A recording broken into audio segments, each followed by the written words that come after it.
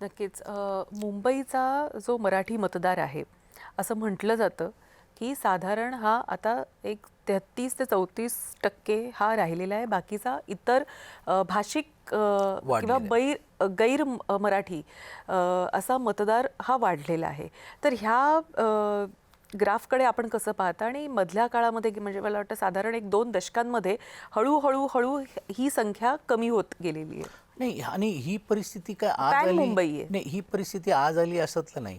एक काळ होता का आपण हिंदी भाषिकांच्या बद्दल बोलायचो. उपनगरामध्ये ती लोकसंख्या वाढायची आणि असंही लोक म्हणायचे की एक वेळ असं येईल की हिंदी भाषिक महापौर होईल आणि ते झाले पण. आर सिंग झालेत किंवा असे काही लोक पण होऊन गेलेत.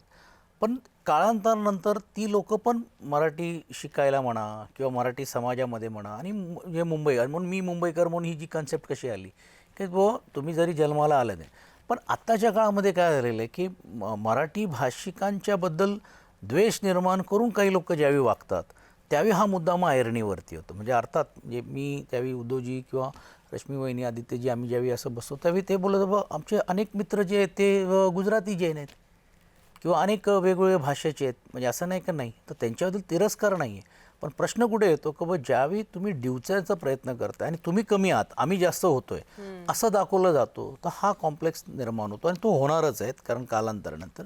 आणि मग तुम्ही बघितलं असेल की ब्रिजभूषणसारखे लोक किंवा आपले जे खासदार आहेत ते राहायला दिल्लीला, फ्लॅट इकडे मात्र खारला आणि ते स्वतः राहत नाही, भाड्यावर देत आहेत. म्हणजे इकडचा पैसा काढतायत आणि मग आम्हाला डिवचण्याचा प्रयत्न करतायत आणि आम्हाला सांगतात तुम्हाला बघून घेऊ करून घेऊ. म्हणजे अशी जी गोष्ट होतात हे उकसवण्याचं काम केलं जातं. नाही तर मुंबई कोविडमध्ये आदरणीय उद्धवजींनी जे काम केलेलं आहे त्या जात धर्म पलीकडे जाऊन काम त्यांनी केलेलं आहे. मी तुम्हाला वरळी विधानसभेमध्ये सांगतो, मला आठवते की त्यावेळी कमिशनर परमबीरजी होते. पहिली केस कोळीवाड्यामध्येच आम्ही आयडेंटिफाय केली. त्याचा एकदम आम्ही त्याच्या मागे लागलो आदित्यजींच्या नेतृत्वाखाली. पूर्ण कुठपर्यंत झालं आहे काय झालं आहे आणि पहिला कोविडचा जम्बो सेंटर हे वरळीमध्ये तयार करून असताना सर्व जाती धर्माच्या लोकांना न्याय दिलं. त्यावेळी हे नाही बघितलं की हे मराठी पण बनवण्यात आलं होतं. तेच झालं आहे. तर हे आणि तोच मॉडेल मुंबईमध्ये घेतलं आणि मुंबईचं मॉडेल महाराष्ट्रात घेतलं आणि महाराष्ट्राचं मॉडेल देशामध्ये झालं, जी UN त्याची केली. पण सुरुवात कुठनं झाली?